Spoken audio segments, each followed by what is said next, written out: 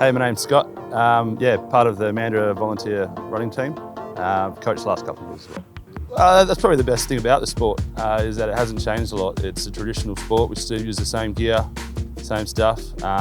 Incorporated a bit more safety over the years, but for the most part, yeah, nothing's changed too much. It's a really broad and diverse event to go to, and often bring students for their learning, because they'll see some standard muscular strains from overuse. Being a two-day competition, people are getting fatigued and exhausted. Some are turning up better prepared than others, and we can sort of see who holds up well over the 2 days based on their preparation. And that's, I guess, what we're doing, is talking to that point of needing to bring that along on the day. Yeah, the sport is a high intensity sport, so most of our runs last from 10 seconds, maybe up to 40, 50 seconds at most.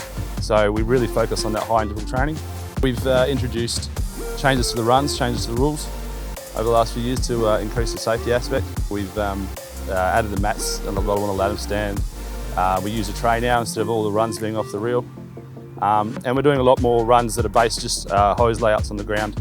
When we get new starters, it takes a long time to work out. It's a technical sport. It doesn't look like it, but it's a very technical sport.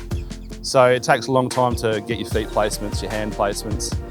So we start off really slow, just how to put in coupling together, where to put your feet, how to pick it up, and then you advance it. You start jogging, then you start running, and then when you get more fluid, yeah, that's when it gets really down to it. It's a whole lot of prep, so you're prepping your body, you're prepping your mind. You don't want to go out there and injure yourself. You want to be fully aware of what you're doing and what different, how it's going to affect your body and stuff like that. So coming into it, hydrated and with a good mentality and strength and stuff like that is not only going to help you, but it's going to help your team if you're doing team events and stuff like that. You want everybody to be effective to, achieve the same goal and the same outcome for everyone. Traditionally, we'll have a competition every 2 to 3 weeks, and then the other weeks will be training. It's really important to plan those training sessions. So we try and, say we have a competition most Sundays, we'll have the competition on the Sunday, come the Wednesday maybe we'll have a light training, and then back on the Friday afternoon or the next Sunday it'll be a full training with a cart. So we try and structure it so that we're not doing too much of the wet work and the dry work at the same time. There's no point destroying the legs, because after a full Sunday running every run, they're going to be sore for at least 2 days. For someone like myself, a lot of guys have been there a long time. It's second nature to us now, and it's really important we do remember that when people come in that they don't have that, so they have to work through, develop where their body's going, where to place their feet, how to turn, how to slow down without hurting yourself. We work a lot in the wet, so when it's wet work or raining, you've got to run completely different to that as well. So run to the conditions as well.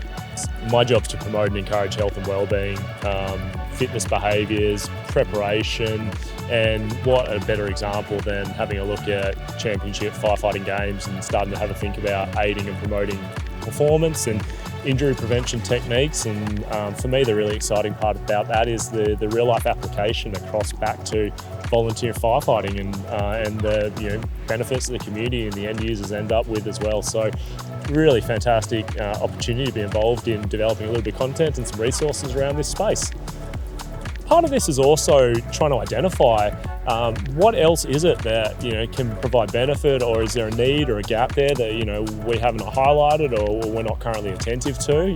Really would like to hope that a resource such as this is a building block towards an appetite to want to do more in both the physical, the mental, and the connective space there, because we all know that these are immensely important protective measures for people in an occupation that is surrounded by a bunch of physical and mental health risks, and we just need to be making absolutely certain that our DFS community is doing everything they possibly can to keep themselves and the others around them safe and happy. And I think these key messages are just the perfect avenue to promote that. If you'd like to find out a little bit more or provide feedback, which we would find valuable, please make sure you go and visit the Volunteer Hub.